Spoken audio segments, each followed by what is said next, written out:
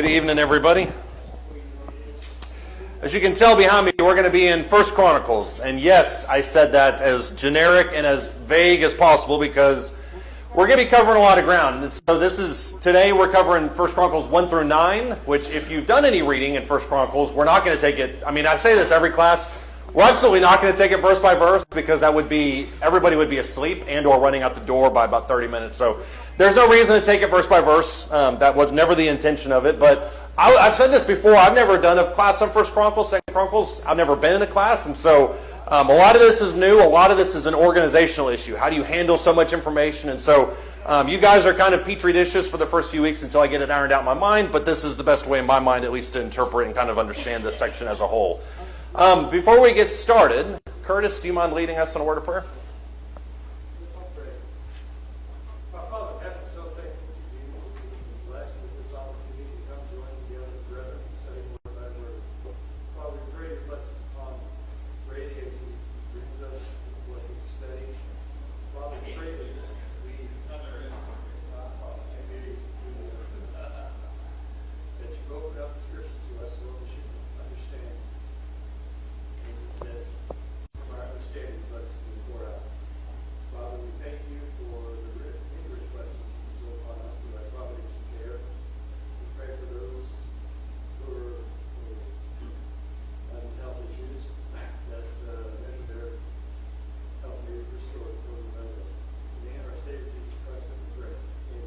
Amen. Thank you.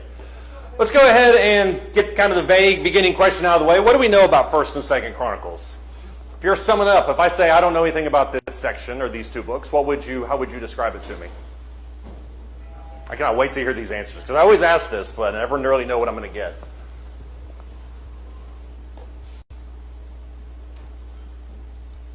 The ear-splitting silence is about what I expected, at least for myself. Do we know, what do we think 1 and 2 Chronicles is about? Maybe that's a better question. Alternative history of the kings. Alternative history of the kings, you're exactly right. And alternative history, I hesitate to use that word because it makes it sound like it's different. But you're right, it's a different type of history than the original one that you oftentimes read. So you're right, it is Kings, it is Samuel, it kind of lumps those together. That's what we've talked about in times past. What else do we know about these two books? We've already got, go ahead.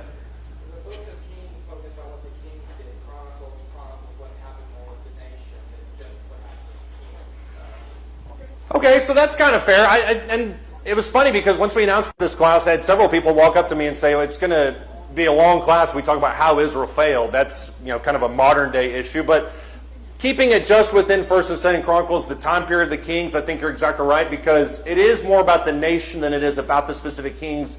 That being said, as the king goes, so do the people go. And so they are very much intermarried, especially when you look at 2 Chronicles. But you're right, it is more of kind of a national perspective. And this is all part of this discussion. I want to kind of make sure I get it all in the right order here. What else do we know about 1 and 2 Chronicles?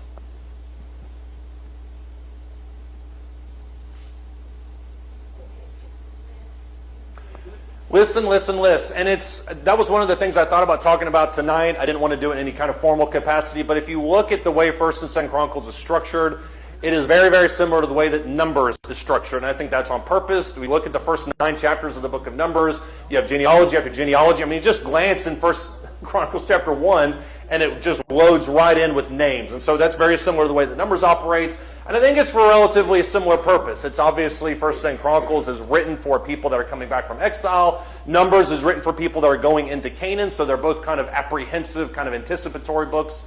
But there's lots of, I think, information. And my goal this quarter is to us kind of look at these books in a different light instead of just kind of seeing them as companion pieces. Just in terms of blunt facts, when you look at the way that these two books are structured, the first 9 chapters are genealogy. If you made it through the first 9 chapters in pre-reading for this class, you have my admiration because it is very, very dense. It's very, very dry. That's on purpose, obviously. If you're people coming back from exile, you need to know where everybody's at.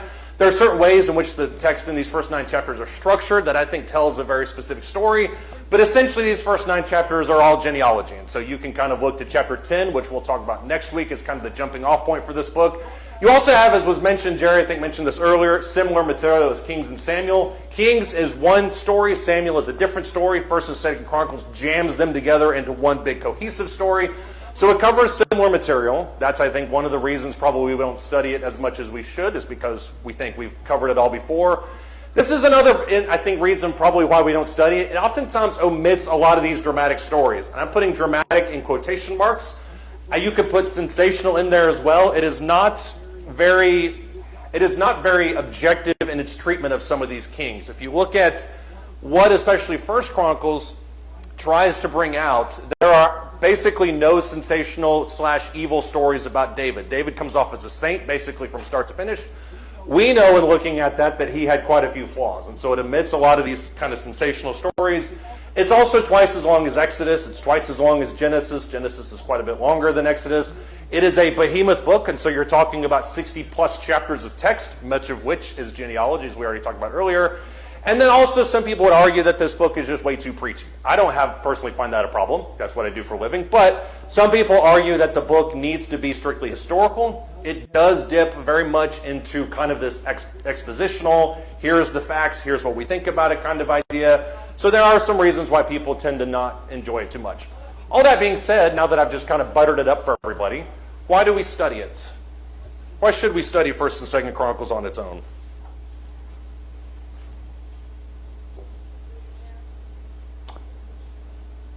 It does kind of tell individual stories, yeah.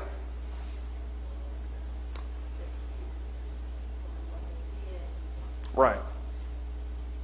The temple is a big part of it. I would think probably a little bit more along the tabernacle, but yeah, obviously those are together, for sure. Those are some of the big narratives of it. Why should we look at 1st and 2nd Chronicles?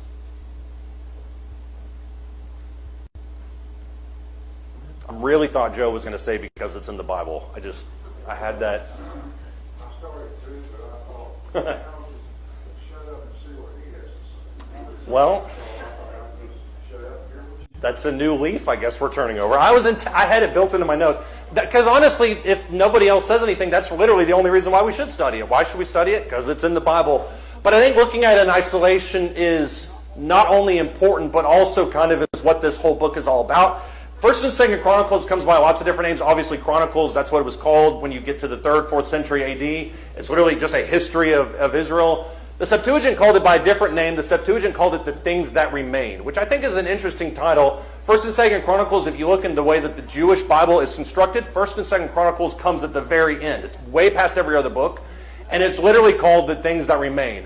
Knowing that, what is it that's remaining or missing from the narrative as it is? Because the way the Jews looked at this, the whole reason that this story is written is because they read the Old Testament since it was at the end and said, there's some things we kind of need to include in this. So what's missing, do you think, from the biblical narrative?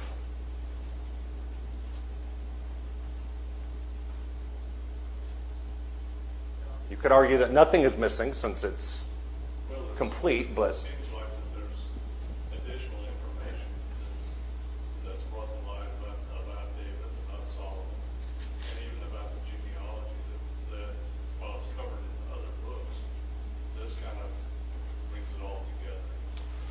There is some things, yeah. There's some things that are missing. The genealogies are there. You have to have that kind of involved in it. There are some other things that you could argue, key details that are missing for sure. Paul? This is right out of my Bible info. It says that because of the Babylonian captivity, they were coming out of that, they were beginning to question whether or not God was still on their side. So a lot of things they had to show up with God, which is part of what this is about. It's kind of trails the big history of the Jewish people. Mm-hmm. And then after they were kind of dumped into captivity, they're questioning whether or not they're still out there. Yeah, I think that's a really important point to bring out, because is it long? Yes. Is there a lot of genealogy? Yes. Does it serve a purpose? Yes. Does it serve a purpose to those people? Absolutely. Because as you just alluded to, if you're coming out of an exile and you're going back into Canaan, there's a couple of questions probably chief on your mind. Number one is, how do we live so that we don't repeat what just happened? Another question I think you could argue is, where is God in all of this? Because I'm coming back to Jerusalem. If you're a Jew, you come back to Jerusalem, everything's annihilated, everything's destroyed. So what is it that's still there? Am I still an Israelite? Am I still a Jew? Where's God in all this? So there is a strong sense, especially if you look at this book and these two books in detail, and I would encourage everybody to kind of pop around and look at some of these verses, there's a strong sense of yearning and urging that I think you see in these two books. And that is baked from this idea of where is God. So I think that's a key point to that. Curtis? Also note that Right. People. And if you consider that to worship by the authority of God in the temple, Right. they need to have the right people there, particularly the Levites. Right. Whose son is who? So that they need to trace the genealogy of the Levites they can serve. They need to trace the sons of Aaron and make sure that they are valid candidates to be high priests. Yeah. You do have to have that, and you're right, the genealogy is important, and we don't have the time tonight. We'll glance at it very quickly, but if you look at the way the genealogy is constructed, it goes through two narratives. One of those narratives is within the priestly Levitical line. So that's what we need to know if we're going to move forward with these people. And I mentioned the first 9 chapters are all genealogy. The last 9 chapters of 1 Chronicles is all temple-based. It's how do you construct the worship. It's how do you set up positions. How do you organize the temple. So you're right in the sense that if everything's annihilated, you come back and you're like, how do we make anything out of this mess? I don't understand where to go from here. So it is a very practical book, I think, in that way. Dad? I was going to say that it's according to the intro to First and Second Chronicles in my Bible, it helps with archaeology by having the information in those 2 books. It not only gives you the genealogy, but it primarily talks about Solomon's temple and how it was laid out, like you said, where it was. They've been able to actually, it seems like they've been able to locate it along with some of the other information that they have. It is important for that, and that we'll see some of that in our Sunday class too. As if you're dealing with a different era, you're dealing with different names of cities and people and things like that. So you're right. This kind of moves the narrative forward 600 years to say, okay, at this time period, these are what these things are called. So I do think it's important from that perspective. Nathan? Where First and Second Kings covers both Israel and Judah, doesn't Chronicles go a little more towards just Judah in terms of how it goes through history there? So the answer to that is yes, and also not at all. And so both of those, I think, are there. Yes, in that it functions purely within Judah. I mean, these are the tribes that come back, because most of them are still in the Syrian captivity. Those are the Samaritans, they're all still lost. So this one just traces the return from Babylonian exile. You know that because the very last kind of historical marker is Cyrus letting everybody go. So that's when you know it's at least after that. But no, in the sense that when he phrases certain things throughout 1st and 2nd Chronicles, he almost always uses the phrase all Israel, all Israel, all Israel. So yes, statistically, technically speaking, it is just Judah, but that's not the way he interprets it. He interprets it as basically everybody that's coming back. So yes, and also not at the same time. I think all of us have kind of hit around it. In my opinion, the thing that's missing the most when you're writing a book, calling it The Things That Remain, if you're coming to the end of this narrative and you're thinking, what's missing? The number one thing that you're missing is hope. Look back at 2 Kings chapter 25. It's probably just one page backwards if you're in 1 Chronicles 1. 2 Kings chapter 25, starting in verse 18, says, the captain of the guard took Sariah the chief priest. And keep in mind, this is at the end of the kingly narrative, so this is right before they go into exile. The captain of the guard took Sariah the chief priest and Zephaniah the second priest with the 3 officers of the temple. From the city, he took 1 official who was overseer of the men of war, 5 of the king's advisors who were found in the city, the scribe of the captain of the army who mustered the people of the land, 60 men of the people of the land who were found in the city. Nebuzaradan and the captain of the guard then took them and brought them to the king of Babylon at Riblah. The king of Babylon then, verse 21, struck them down and put them to death at Riblah in the land of Hamath. And so Judah was led into the exile from its land. If you finish 2 Kings, what's the, I don't want to say emotion because that makes it sound like woo-woo, but what is the feeling that you have at the end of this book? You get to the end of 2 Kings and what are you thinking? You're done, yes. I finished it, yay. But you also, I think you meant the other way in which that there's no coming back. I think that's exactly what you meant, yeah. Looks like the end of the bloodline. Yeah, it's a very depressing, I mean, I don't know how many of us read stories that end with just everybody dying and then the credits roll. Like, that's not fun for anybody. And yet that's exactly how 2 Kings 25 ends. And that's literally the last few verses of 2 Kings 25 has the king of Judah eating meals in his captor's house. And so you come to the end of 2 Kings 25, and as Sandra mentioned, you're like, well, what happens now? What's the end point of this? It's polar opposite of the way 2 Chronicles ends. Go to the end of 2 Chronicles, chapter 36. Keep in mind, Chronicles picks up a little bit. 95% of it is the information that you see in other books. at least from a broad perspective. When you get to the end of 2 Chronicles chapter 36, the tone of this book is totally different than the end of 2 Kings. So 2 Chronicles 36, starting in verse 17, it says, "Therefore he brought up with him the king of the Chaldeans, who slew their young men with the sword in the house of their sanctuary. He had no compassion on young man or virgin, old man or infirm. He gave them all into his hand." Keep in mind, he's talking about the exact same thing he's talking about the end of 2 Kings. So exactly the same story. Verse 18, "All the articles of the house of God, great and small, treasures of the house of the Lord, the treasures of the king and his officers, he brought them all to Babylon. Then they burned the house of God and broke down the wall of Jerusalem, burned all its fortified buildings with fire, and destroyed all its valuable artifacts or articles. Those who had escaped from the sword he carried away to Babylon, and they were servants to him and to his sons until the rule of the kingdom of Persia, to fulfill the word of the Lord by the mouth of Jeremiah, until the land had enjoyed its Sabbaths, and all the days of its desolation it kept Sabbath until 70 years were complete." Is this any different than the way 2 Kings ends? Is what we just read any different than Kings? Not to that point. Literally, if you can make an argument, it's even worse than the way that Kings ends. But look at what he picks up in verse 22 with. "Now in the first year of Cyrus king of Persia, in order to fulfill the word of the Lord by the mouth of Jeremiah, the Lord stirred up the spirit of Cyrus king of Persia, so that he sent a proclamation throughout his kingdom and also put it in writing, saying, 'Thus says Cyrus king of Persia, the Lord, the God of heaven, has given me all the kingdoms of the earth, and has appointed me to build him a house in Jerusalem, which is in Judah. Whoever there is among you of all his people, may the Lord his God be with him, and let him go up.'" In the Hebrew, verse 23 is an incomplete sentence. It literally ends with "let him go up," and there's things missing. Nobody knows if that was intentional or not. But how does the tone shift in verses 22 and 23?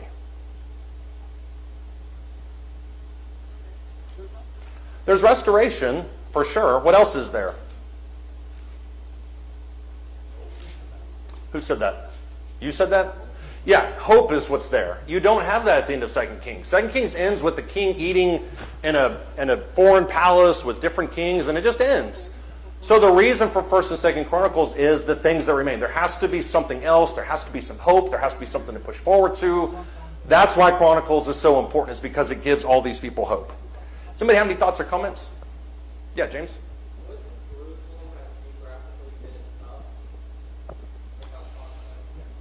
Yes.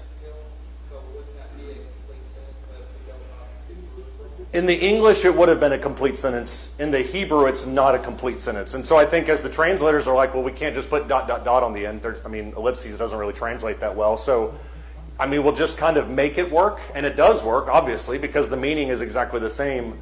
But it's almost as if, and this isn't me that says this, but one person said it's almost as if he's so overcome with emotion by this point that he's just looking forward to the renewal and the restoration that he just stops. And I don't have a problem with that interpretation, honestly. But you're right. Let him go up is a very literal interpretation of that. Anybody else have any thoughts or comments? Yes.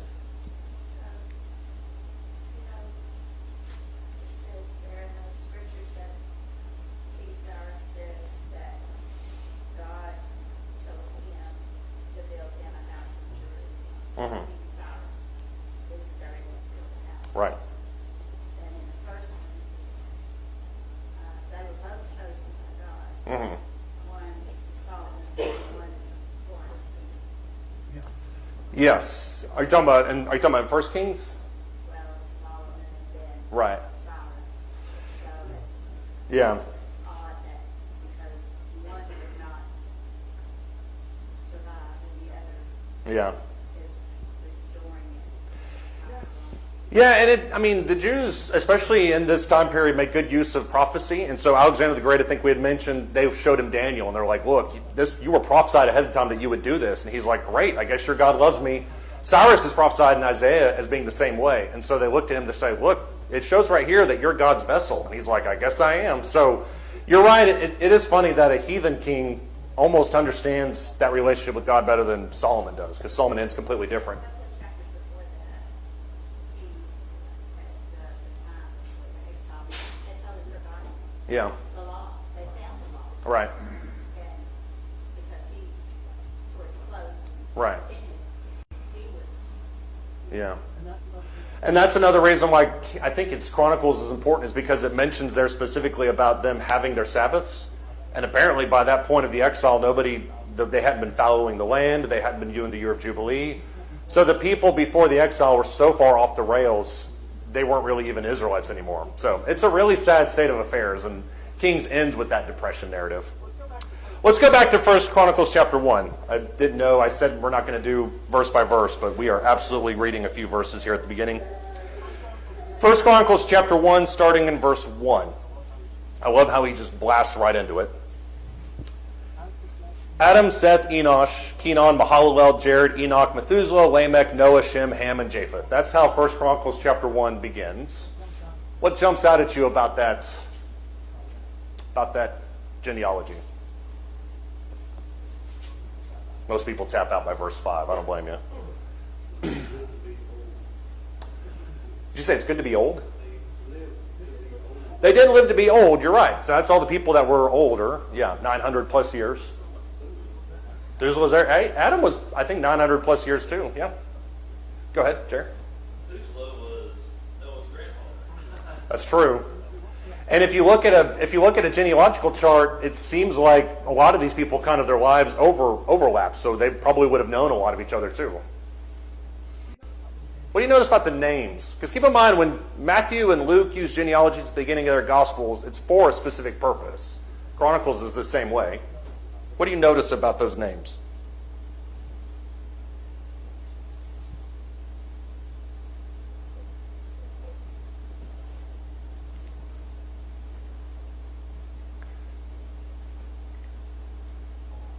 Mom has completely given up. She's just staring at me now at this point. Go ahead, Paul.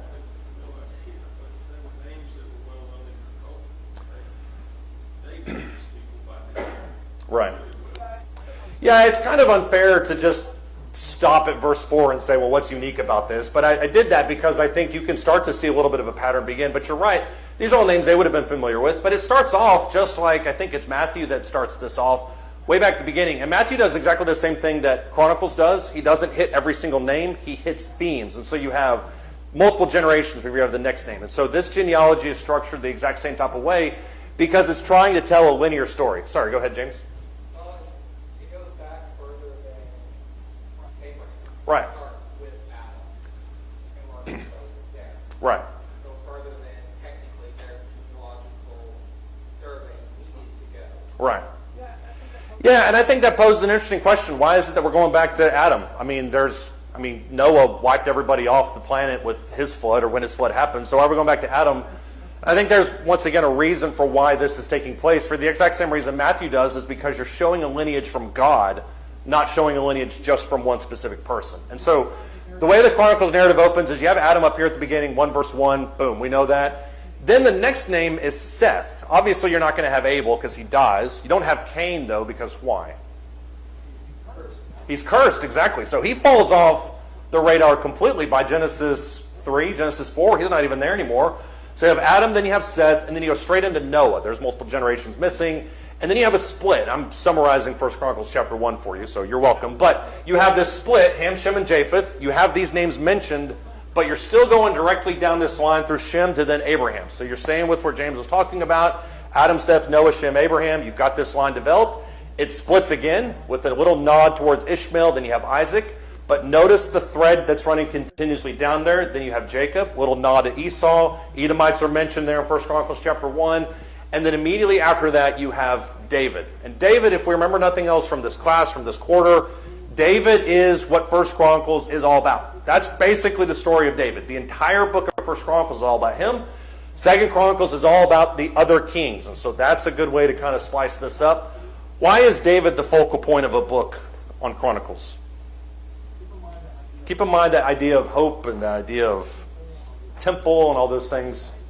Why is David what you focus on? Go ahead. Well, the fact that it does seem temple-centric in that regard to the bloodlines, and also the practices and stuff. Then you look at what David did for the beginning of building. Right. Preparation for it.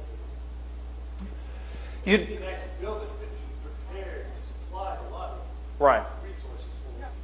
Yeah, and in that way, it's not too different from what we talked about in Exodus, where you have 5 chapters that discuss preparations for the tabernacle, 5 chapters that discuss building it. If you're, for whatever reason, we're going to reconstruct it, then you would need those chapters to do so. And so, you're right, David was responsible for the plans, he's responsible for the resources. Why not bring him up? That being said, that's only the last 9 chapters. Those middle 10 chapters are all about David's life. Just to kind of put this up more in a way that we can see this, 1 Chronicles 10, literally the only thing that is said about Saul, aside from his genealogy in chapter 9, is the fact that he dies. Chapter 10, which we're going to talk about at length next week, kind of opens up with Saul being killed. It's literally he's running from the Philistines, he dies, David becomes king. You move past that, David is king. He has victory after victory after victory after victory. Then you have these times where he's fighting wars and he has some successes with it. And then the last 9 chapters, as Curtis mentioned, all about him preparing for the temple. Why is there so much emphasis on David?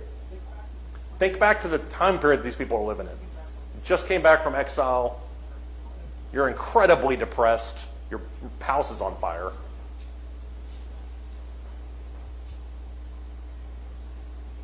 Why is David the focal point?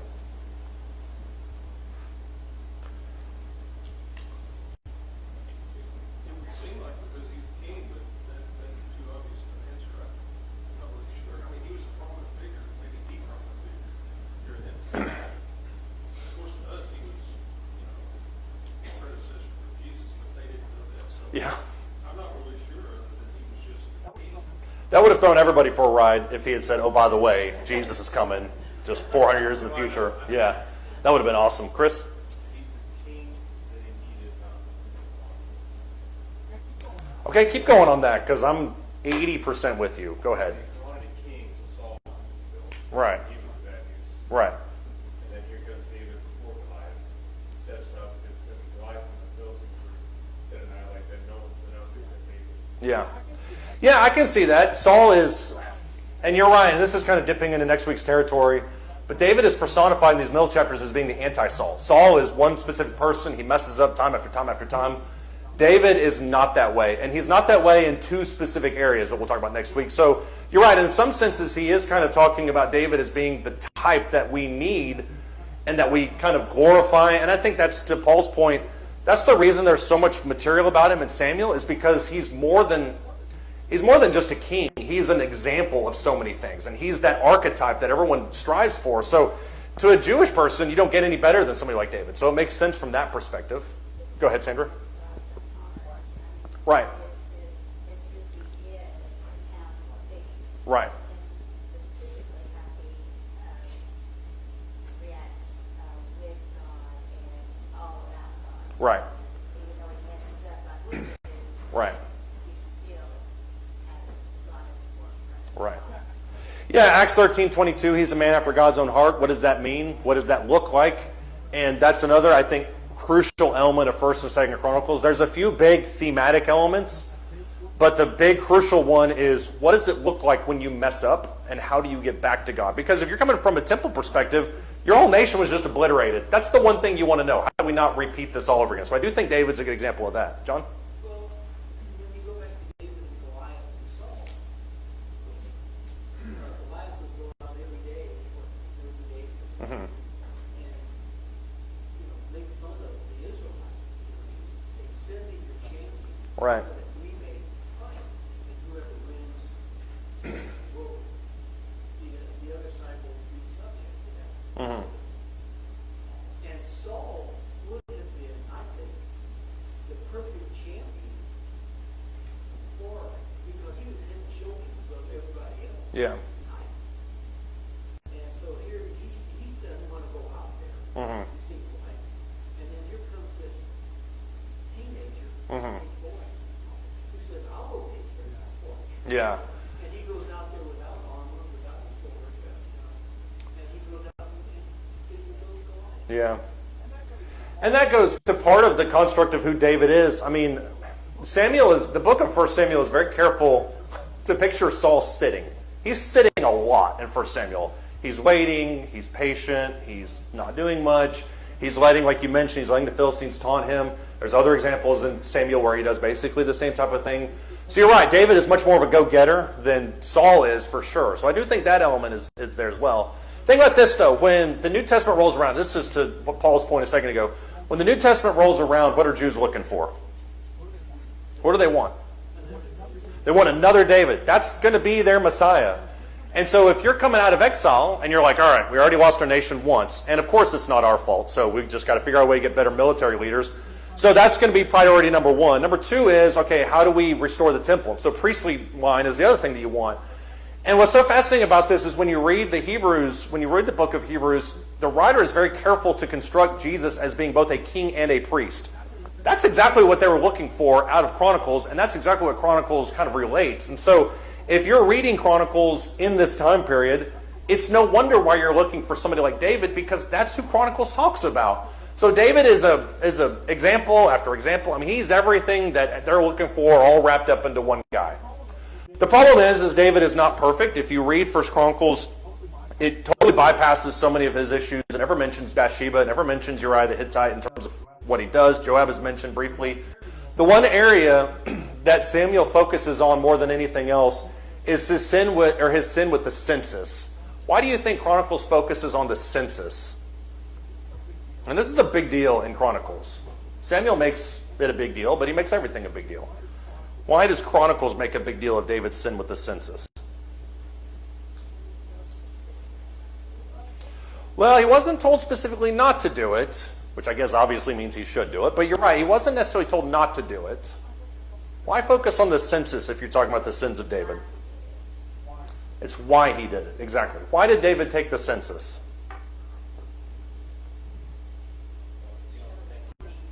Yeah, he's getting up there in years. He's not able to go fight anymore. He was kicked off the battlefield by his second in command. 1 Samuel chapter 8, or 2 Samuel 18. So 2 Samuel 23 rolls around and he's like, all right, I'm at the end of my life. I want to kind of see where we're at. 1 Chronicles 21 paints this story in a slightly different context. And I want to kind of bring this in because it's a good example of what we see over and over and over again in this book, in these two books. 1 Chronicles chapter 21.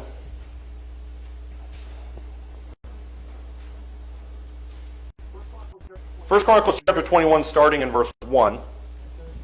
It says, Then Satan stood up against Israel and moved David to number Israel. Who's to blame for David taking the census according to Chronicles? Satan, exactly. If you go back to 2 Samuel, it says that the people were against God and that incited him. And so Samuel places the blame strictly on the people. Chronicles narrates it specifically as Satan. So David then decides that he's going to do this in verse 2. Go number Israel from Beersheba even to Dan. Bring me word that I may know their number. So there's the pride issue. So if you can pause right there, what you notice within this narrative of David is a sin and redemption cycle. And you see this play over and over and over and over and over again. The Bible is huge on cycles to try and get us to see these patterns. But David's sin is there in 1 Chronicles chapter 21 verse 1. It's laid out there plain to see. Jump down to verse 7. 1 Chronicles 21 and verse 7. God was displeased with this thing, so he struck Israel. David then said to God, I have sinned greatly in that I've done this thing. But now please take away the iniquity of your servant, for I have done very foolishly. What happens in verses 7 and 8?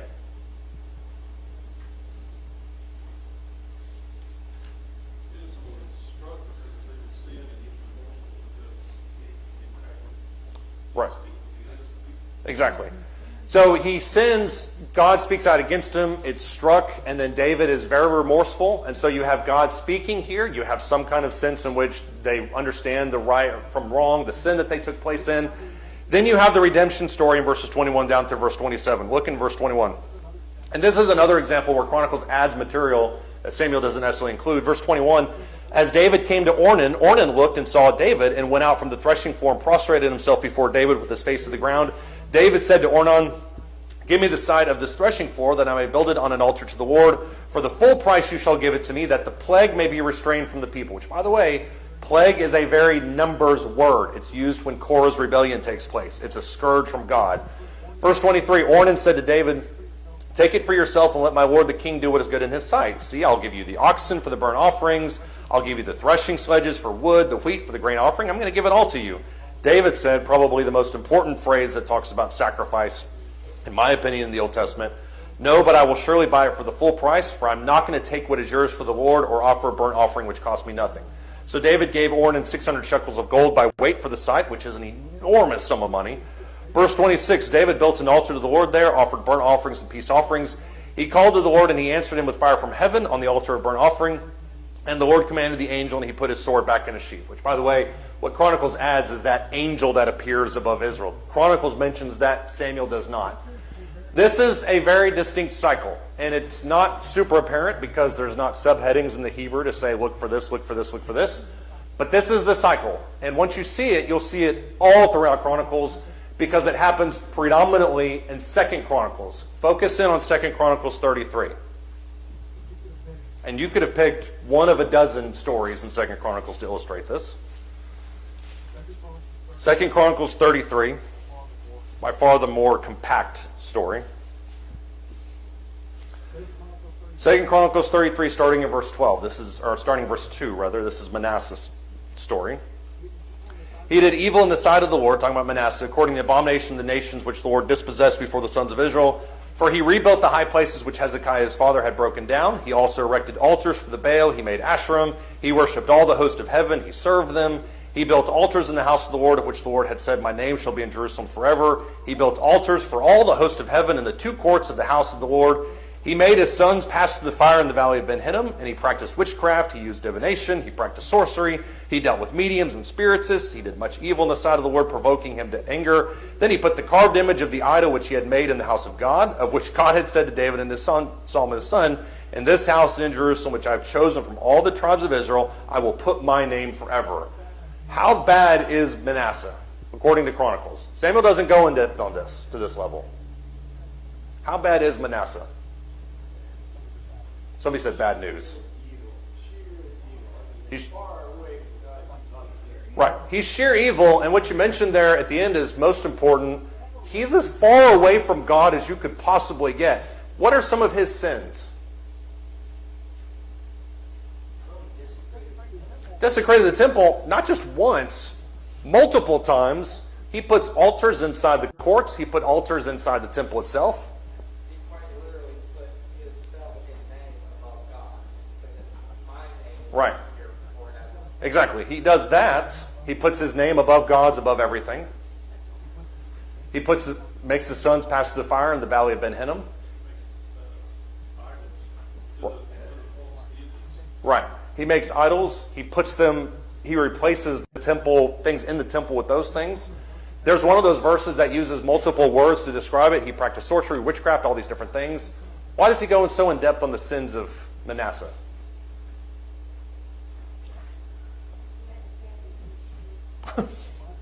He might have had a daddy issue. I'm not sure about that. Verse 9, I think, is worst of all because Judah Right.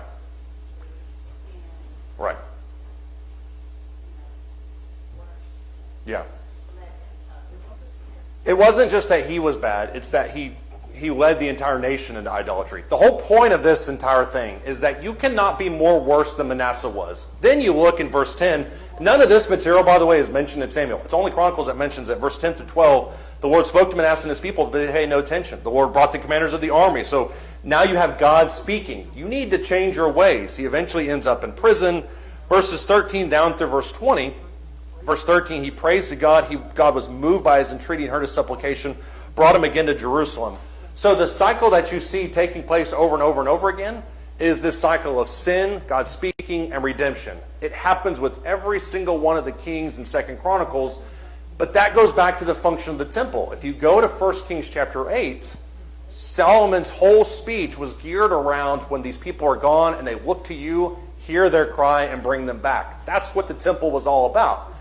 So if you're in this time period and you have been led away into exile and you've been in apostasy and all these different things, you need this leader. You also need some kind of, this is the temple thing that I just mentioned, but you also need some kind of priestly narrative.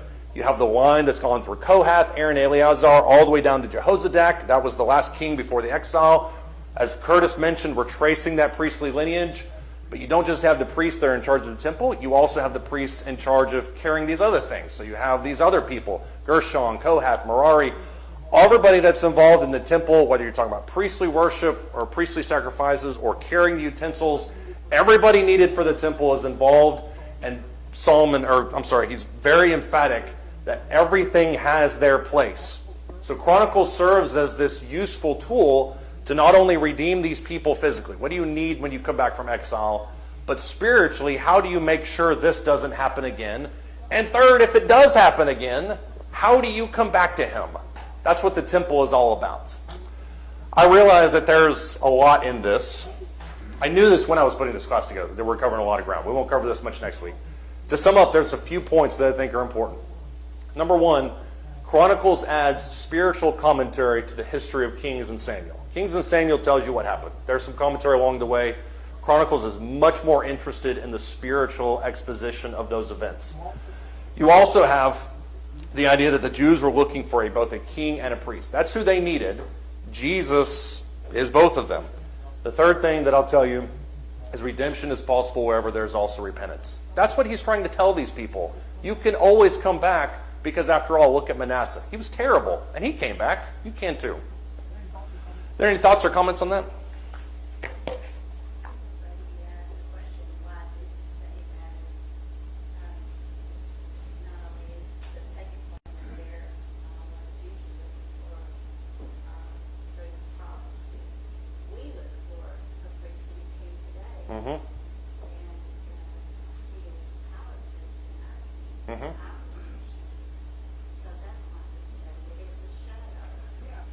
Yeah, and that's a part of Chronicles that I feel like we don't ever talk about. I mean, we never discuss this book, but it's really impactful because it shows how to get your life right with God on a spiritual level. What you do is you basically just come back to him.